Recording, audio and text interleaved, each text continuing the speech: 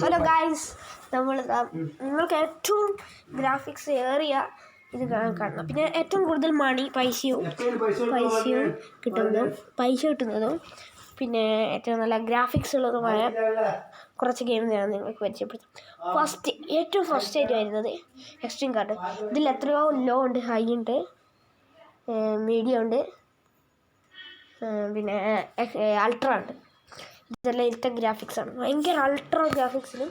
ഇതിൽ പിന്നെ ഇത് പിക്സൽ, ഇത് നല്ല റേസിങ് പോകത്തന്നെ പിക്സൽ പോകത്തന്നെയായിരിക്കും, നല്ല രസമായിരിക്കും, പിന്നെ ഫണ്ണി ആയിട്ട്.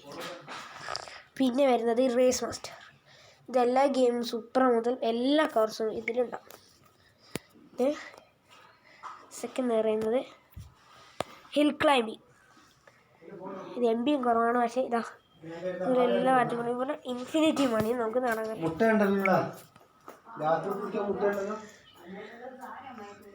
അങ്ങനെ ഇത് കിട്ടി. പിന്നെ ഡോക്ടർ ഡ്രൈവ്, ഇതും നമ്മൾ അതേപോലെ തന്നെ ഗ്രാഫിക്സ് ഉള്ള ഒരു ഗെയിമാണ്. ഗ്രാഫിക്സ് കുറവായിരിക്കും. ഇതാണ് ഏറ്റവും പവർഫുൾ ആയിട്ടുള്ള graphics game, real car driving midnight club. ഇത് ഇതേപോലെ തന്നെയായിരിക്കും, ഇതേ ഗ്രാഫിക്സ്, ഇതേ ഹൈ, ഇതേ ലോ, പക്ഷേ ഇതിൻ്റെ ഗ്രാഫിക്സിൽ ചെറിയ മാറ്റം ഉണ്ടാവും, അത്രേ ഉണ്ടാവും. പിന്നെ നമ്മുടെ പിന്നെ വിക്സൽ കാർ ഗെയിംസ്. പിന്നെ ഏറ്റവും നന്നായിട്ട് വരുന്നത് സിമുലേറ്റർ കാർ ഗെയിംസ്.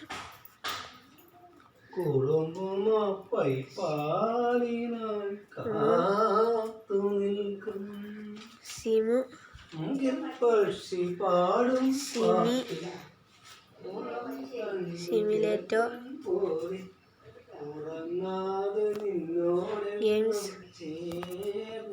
മേടിച്ചതിന് ശേഷം കാർ മേടിച്ച ഇതെല്ലാം വരും. അന്നേരം നമുക്ക് ഏറ്റവും നല്ലത് തന്നെ റിയൽ റേസിംഗ്. ഇതും അത്യാവശ്യം ഗ്രാഫിക്സ് ഉള്ളൊരു ഗെയിമാണ്. പിന്നെ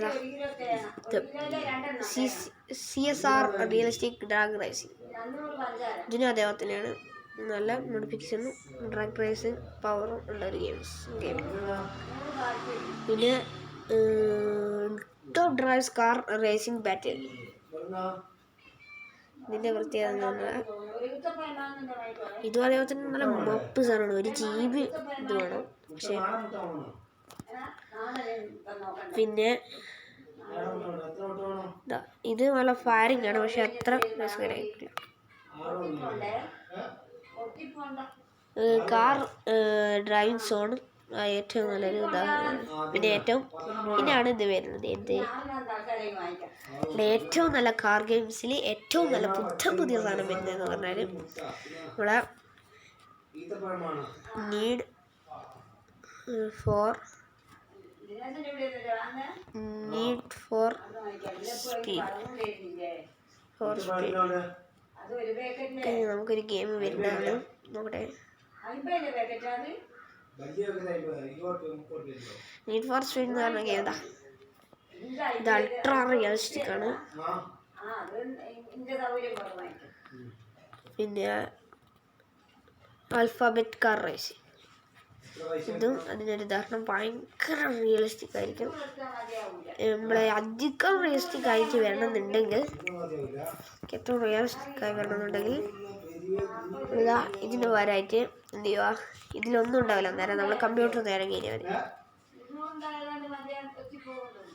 കമ്പ്യൂട്ടറിൽ നേരെ കയറിയാൽ മതി.